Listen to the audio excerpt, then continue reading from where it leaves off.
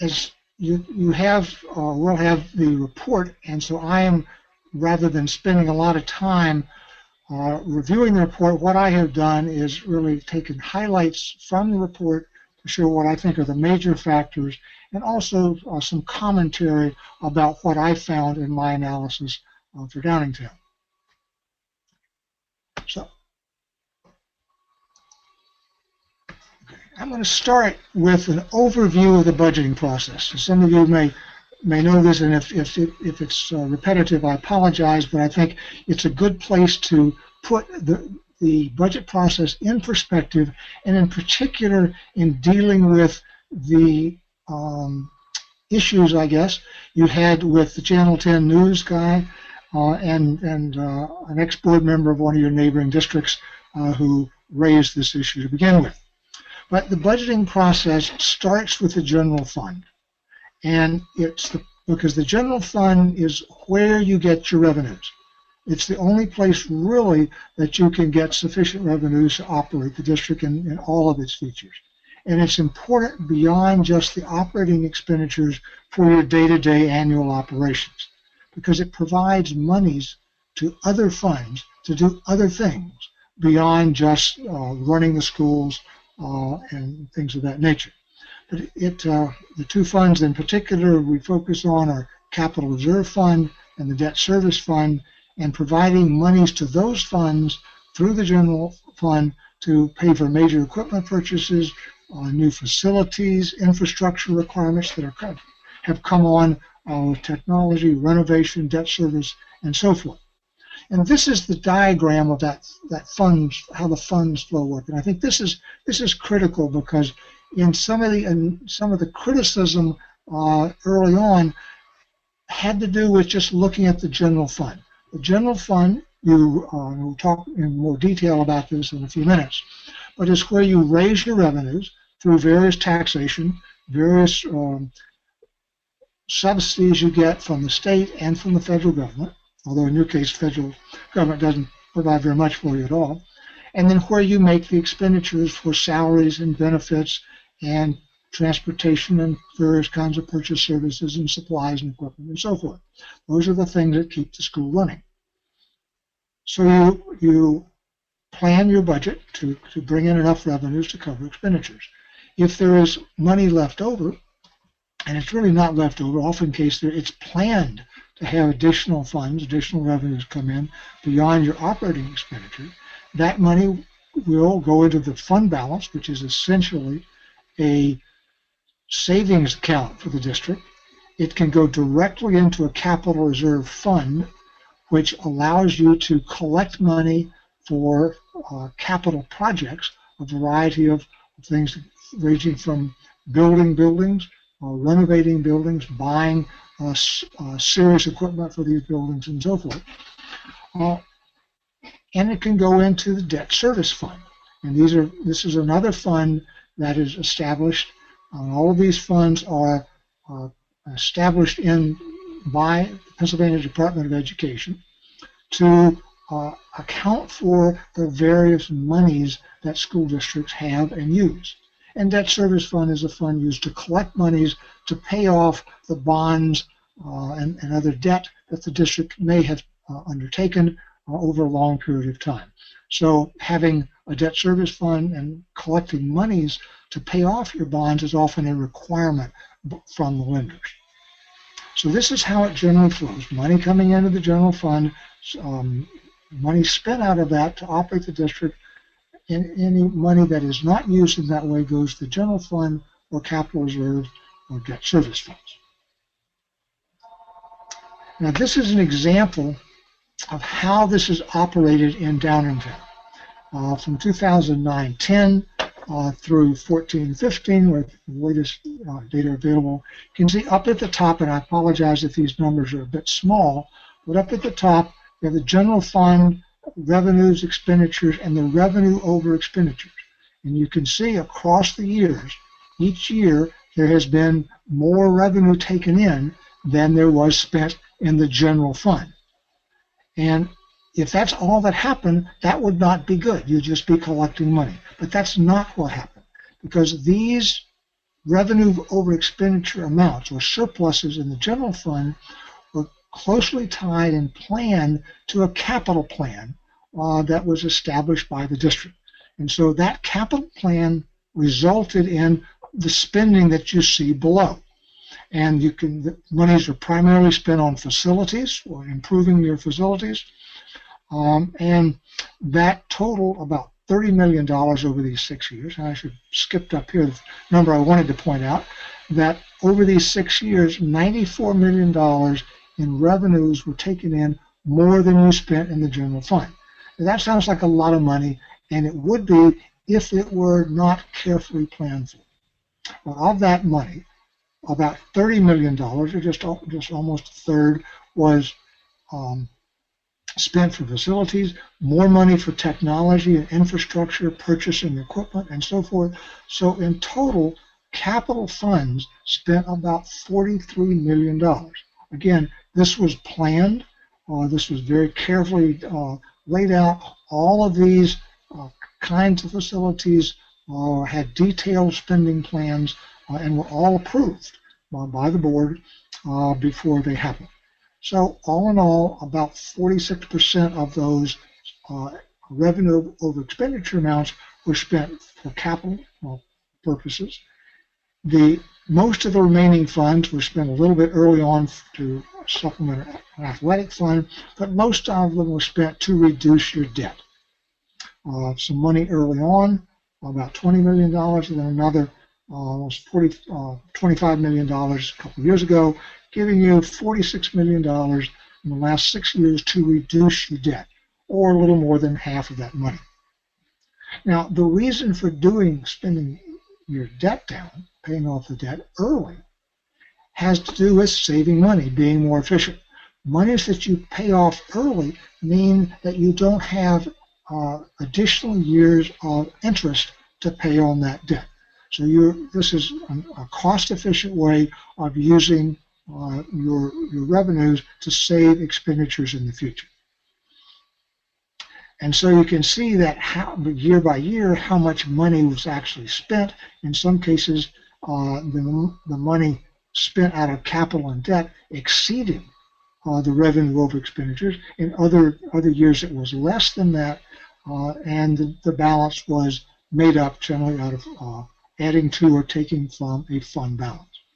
So in total, $90 million, or that 94.3, was spent according to a capital plan and debt service plan, leaving only about $4.3 million, or 95% of the money consumed in a planned way. The remaining money has been accounted for. It's not lost. It was not hidden away. It's there in fund balance. And if we were to run these years out in the future, and showing what the projections are, then we would see that the capital plan continues, the expenditure out of capital plan continues, the revenue over expenditures continues, but at a lower rate, and the fund balance decreases over time as those monies are committed to capital and debt service funds. So that's how the monies were spent. Now, because there was some concern over what we call surpluses, then I've got a couple slides here that I want to talk about the school district budgeting process in particular. And in this case, we'll focus on the general fund because that's where most of the budgeting activity occurs. The general fund is where you estimate your revenues, you project your operating expenditures, and this is done on a yearly basis.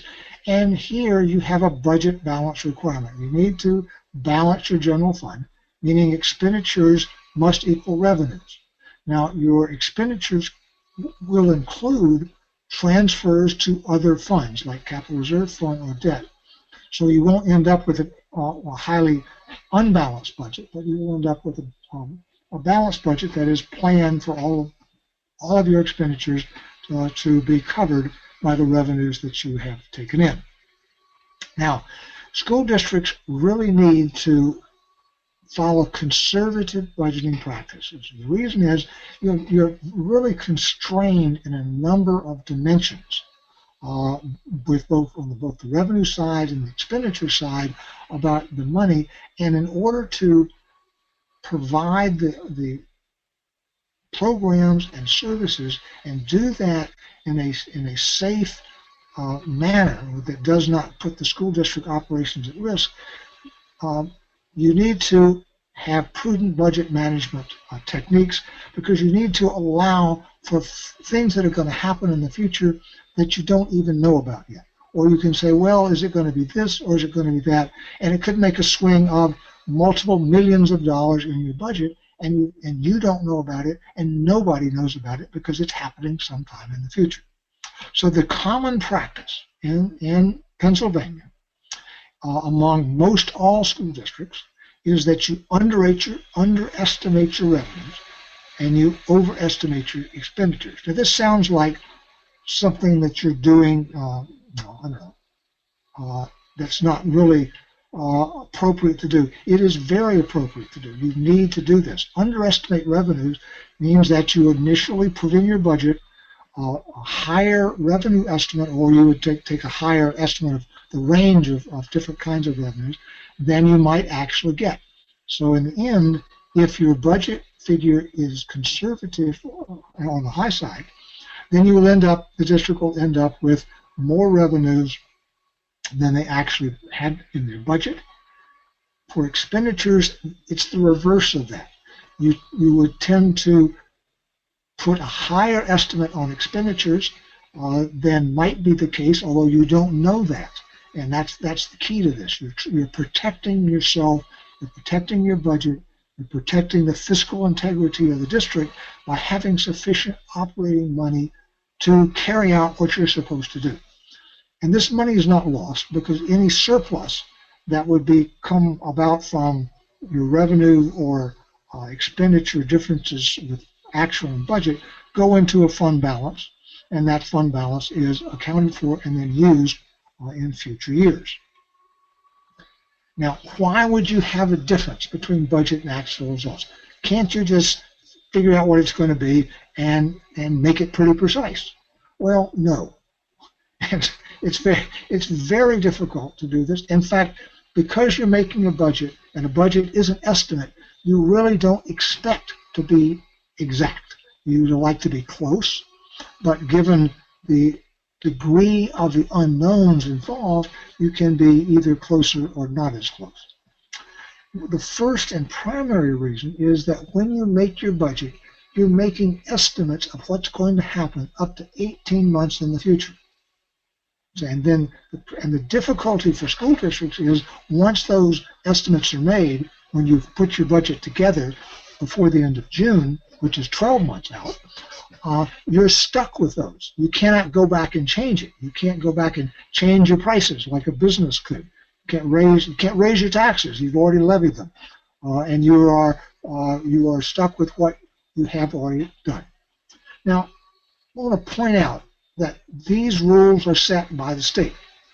So the school district is required in January of prior to the budget year they're working on to establish a preliminary budget for what they think the next year will be,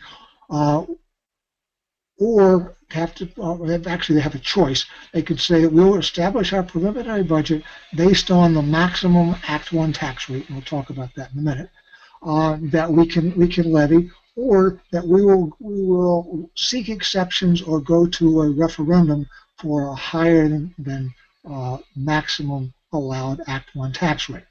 Now, frankly, looking for a referendum for a higher than Act 1 maximum tax rate is a non-starter from the beginning. Since 2006, in 10 years, there have only been 2 referenda that passed, because this is a one chance that taxpayers in the district have to vote against a tax increase on themselves. So it's not particularly difficult to figure out where that's going to go. So you need to, well, in addition, if you have to make your preliminary estimate in January, the governor doesn't have to even propose his budget until the second week in February, 2 or 3 weeks after you're required. And that governor's proposal is only a proposal.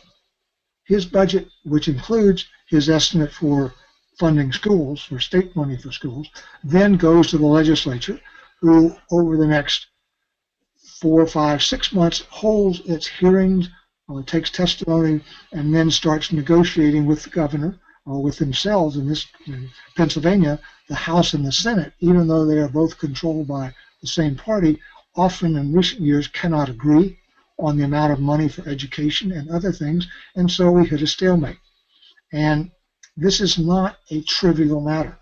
And for 14-15, the budget process ran, they did not settle a state budget for 9 months. I mean, that's really unconscionable. The legislature has one primary thing to do, and that's settle the budget. They were unable to do it, and that's really not doing their job. But however, the problem, the difficulty fell on school districts and other state agencies that are reliant on state funds. And so districts were required to take out loans, pay down their fund balance, do all sorts of things to try to keep operating, because the legislature could not agree with the governor on establishing a state budget. So the message that comes out of that is state, on the revenue side, and looking at the next group here, state funds are very unreliable, and they are highly politically impacted. The decisions on state funding, particularly state funding for schools, are not necessarily rational. They're not economic. They're not educationally based at all. They're not they're primarily political. And so that slows down the process entirely. On the local revenue side, you've got the limitations on Act 1. You've got local economic conditions, whether or not the local economy is going to be strong and your local taxes are going to come in strong or not. And at the federal level, those monies either don't change very much or they widely vary, which we saw in 2009-10 and 10-11 and then 11-12 with the ARRA monies, which put lots of money into Pennsylvania, and then those monies were then ended. The state, when the federal monies would end, the state reduced its own monies and did not replace those to the extent that they took them away, and so the districts were left with a big drop in total federal or state revenues for 11-12, which caused lots and lots of problems and lots of budget problems. On the expenditure side, salaries, we know what salaries are going to be. We have a contract, right? Well, not necessarily. You have a contract, you at least know what the salary schedule is, but you don't necessarily know how many staff you're going to have, what kind of turnover you're going to have, whether you're going to need to have layoffs, as some districts did, to make your budget balanced and so forth. Benefits, you've got Social Security and PESers, which are fixed percentages, but they're tied to salaries. And so if your salaries vary, your budget monies for PESers and Social Security are going to vary. Healthcare trends, really difficult to project. You may be putting in new plans. You may have learning what your new experiences are going to be. Market prices may change for healthcare and so forth. And then the other big potential expenditure are charter school tuition payments, which are not controlled by the school district. And for Downingtown, a regular student going to a charter school, which you may not even know about until the end of the year, when you get a bill, an invoice for that from the charter school, will cost you $11,000 for the year. And if that's a special education student, that'll be $21,000. And you get 5 special ed students, either new students coming or special ed students coming from your district, or in some cases a regular student who went to a charter school, which the charter created an IEP for that student, and then they become a special ed student at $20,000. 5 of those students in a year which you didn't know about and could not even plan for that's $100,000 on your budget that you had no idea was there. So what I'm trying to give you is an idea that lots of things can happen that cause the actual results to be very different than the budget. Now, how did the district do on its budget versus actual? And this is over a 9-year period. What I went back to is I looked at the percentage differences between budgeted revenues and actual results, and the median, which I'm showing you here. Also, there is a minimum maximum to show you the range, but the median difference for local revenues was 1.8%, and that's pretty close. In fact, it's very close, given all the uncertainties that are involved.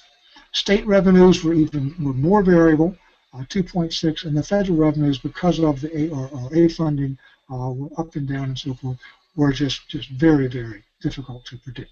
So of all of the differences, the local revenues, closest to district control, are the ones that are under best control and where the budget versus actual are much tighter together.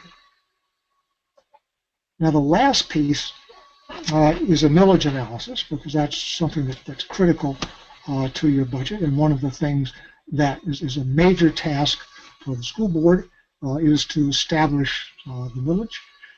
Now, when you talk about millage, you've got to start by talking about Act 1. And then presume that you pretty well know about that, but that, since 2006, has limited school district millage increases to an index, which is a combination of a state wage increase and a federal wage increase. When it first started, it was in the 3.9 to 4.4% range, which didn't present a lot of difficulty for school districts. Those are certainly reasonable tax rate estimates to live within. However, in recent years, it has dropped down to a really low of 1.4% in 11-12, and needed more local money, to 1.4, and more recently 2.4. So it's inching back up, but that's a limit. Now, what's happened, just a brief comment, the legislature established Act 1 in order to limit or to stop real estate tax increases. Ironically, as the report says, it did just the reverse, because it meant that school districts were almost required to have small tax increases up to the maximum each year to build up their tax capacity to fund future expenditures. Because you could not, no longer could you have no tax increase, and then have a big tax increase to fund a capital project that you needed. So you had to build up your capacity and save those funds off in a capital reserve fund for multiple years ahead of time before you could use them. Now, the district has been at or below the maximum Act 1 index for most years. It used exceptions in 2 years, which were permitted and granted by the Department of Education, certainly well within what they're allowed to do. And particularly impressive, there's been no increase in the last 4 years. In the last 4 years have arguably been some of the most fiscally difficult for school districts in the last 10, 15 years that we've been doing this. Here's a chart which puts those comments in context.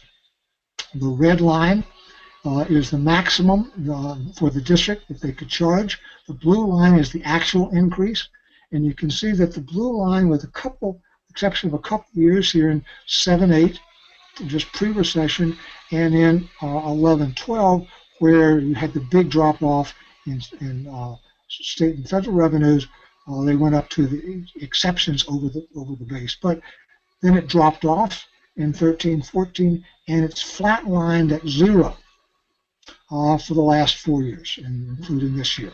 And the projections are that will be for next year as well.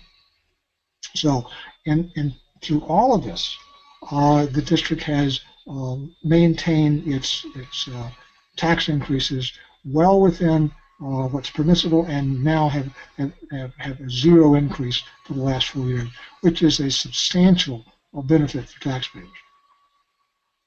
Now, the other comparison I did was to put Downingtown's tax rates and increases into perspective. And I did that by looking at the 10-year increases in Chester County, all the districts in Chester County, and then compared Downingtown with those. And this chart is a little busy, but I've tried to make it as readable as I can. The bars show the 10-year millage increases. So this is how many mills the taxes have gone up over 10 years. Downingtown is the third from the left. It's shown in green to highlight that. You can see that its rate is pretty low compared to most of the others. In fact, it is the third lowest rate increase of all the 14 districts in Chester County.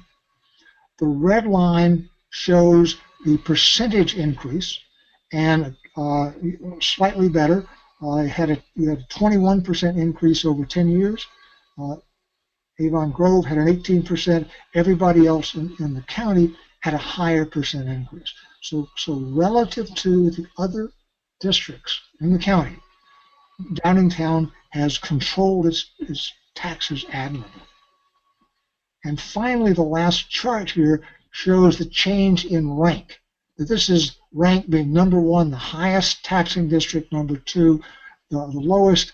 And the change in rank here would be from, if you reduced your rank and Downingtown did its rank from number 6 to number 9, you lost 3 spaces. So -3 is a good number. In fact, it's the second best number of all the districts.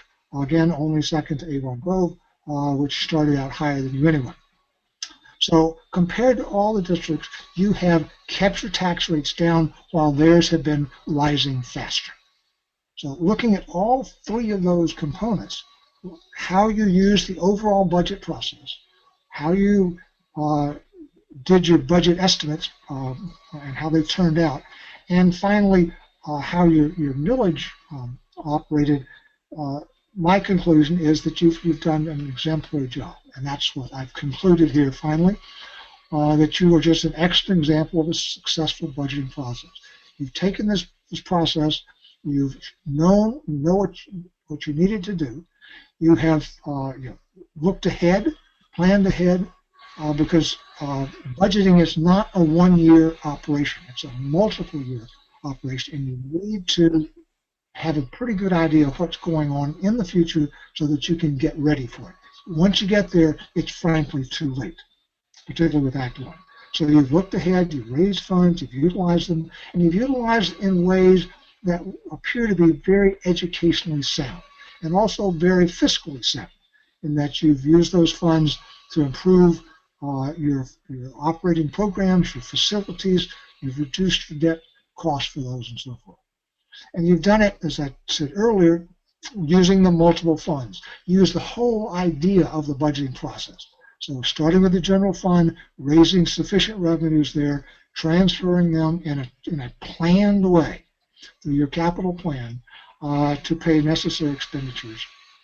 Now, by doing this, the district has remained fiscally stable. We've been able to fund capital improvements, debt reductions through this very difficult time for school district financial situations in the Commonwealth. And if you need more proof, you've got it in the last 4 years of fiscal result, and you've got no tax increase in 4 years. So you're looking for a good housekeeping seal of approval. I guess that's what this will be. But I was impressed with the way that the superintendent, the business manager, the assistant business manager, and the board have handled your budgeting process.